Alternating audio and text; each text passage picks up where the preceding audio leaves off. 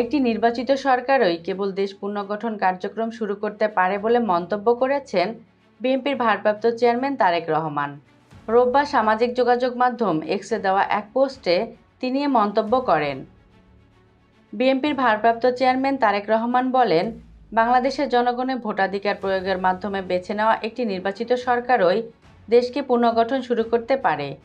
জনগণের নির্বাচিত প্রতিনিধিকে সম্মান করতে হবে, জনপ্রতিনিধিদেরও জনগণের সেবা করতে হবে। উভয় পক্ষকে সরকারে সক্রিয়ভাবে যুক্ত হতে হবে, যাতে সবার জন্য সমতা, অংশগ্রহণমূলক ও উন্নয়ন নিশ্চিত করতে পারে বাংলাদেশ। তারেক রহমান আরও বলেন, বাংলাদেশে গণতান্ত্রিক নির্বাচন যত বিলম্বিত হবে, আওয়ামী লীগ যে ভঙ্গুর ব্যবস্থা প্রতিষ্ঠা করে গেছে নিজেদের আখের গোছানোর জন্য, তা ততই তীব্র হবে।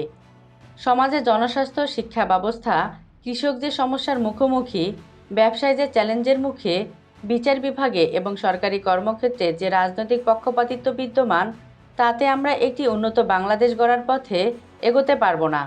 এখনই সময় জনগণের গণতান্ত্রিক অধিকারকে পুনরুদ্ধার করার এবং একটি উন্নত শক্তিশালী বাংলাদেশ গড়ার পথে অগ্রসর হওয়ার।